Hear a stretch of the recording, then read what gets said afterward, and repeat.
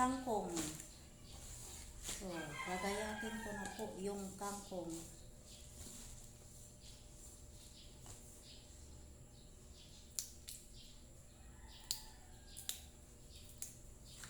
Yung steam, yung ano pa, pwede pang gulayin. Ay, hindi itapon.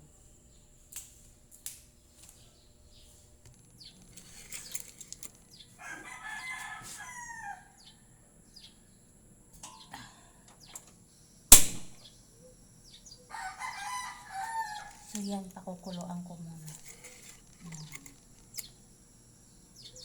Ito muna ang unahin ko pakulo kasi matigas to. Ayan. Steam. Kung sunod na yung dahon.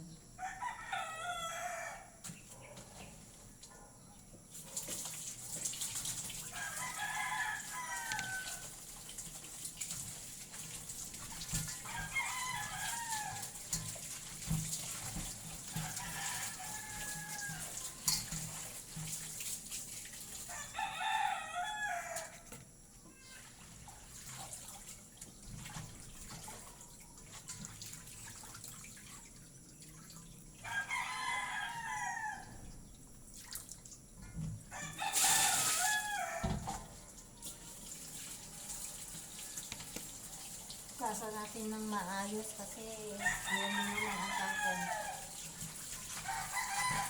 Saan ginamit ko.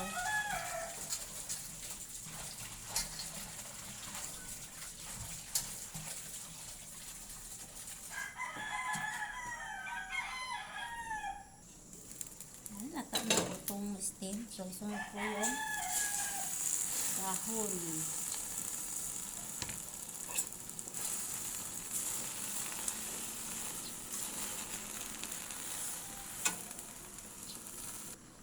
Ayan po, hindi na natin masyadong napain.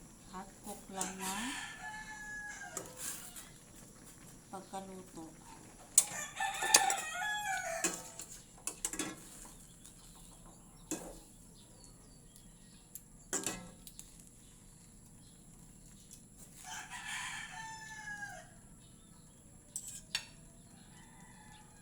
So, itabi ko lang muna to kasi mag-ano po ang itlog.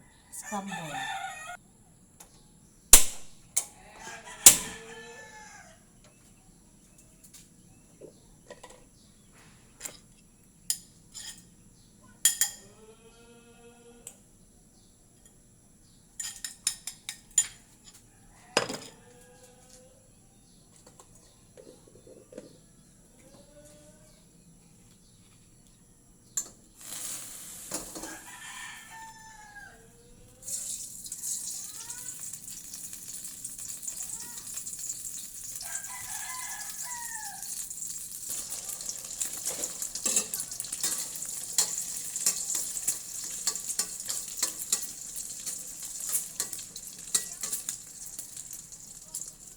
Tinimplahan ko lang ito ng asin at paminta at konting seasoning.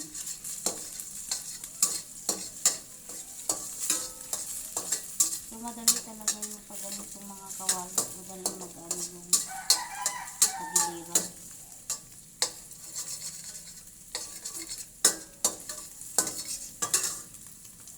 So, dito ko na rin siya lulutuin. Mag-isa ng bawang sibuyas.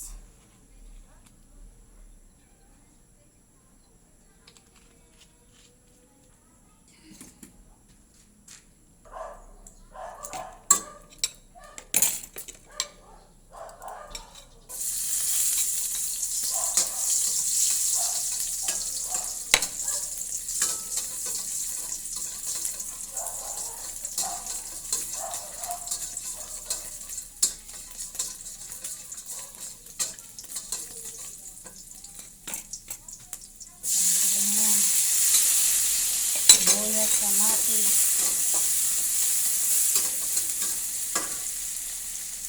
At saka, ang bida sa aking luto ay Knorr cube. Pork Knorr cube. Pampalasa sa aking luto.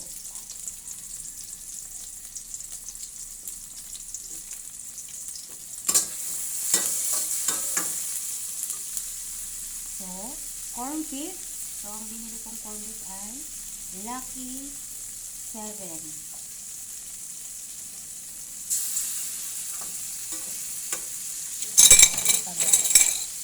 So, ayan po. Lagay ko ng corned beef. So, sunod ko naman ay ito na yung aking kangkong.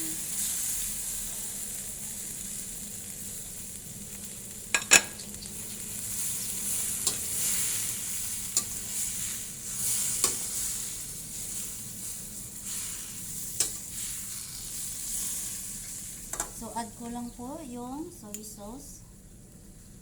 So, wala po akong oyster sauce. Kaya ito na lang. Kung kayo magluto, pwede lang yun.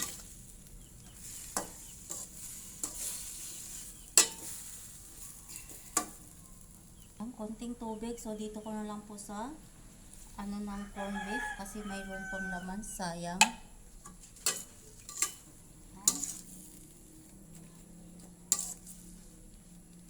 So, takpan muna bago natin tikman. So, ayan na.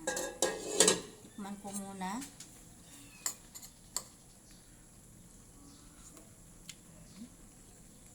So, add ko na yung egg.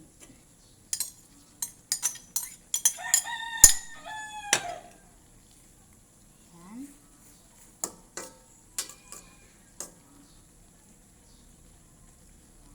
Kangkong with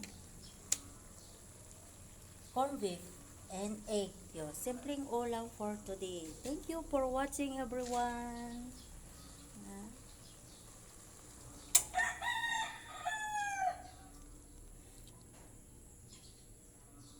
So, may gulay na.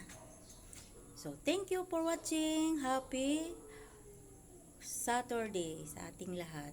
God bless us. Follow for more.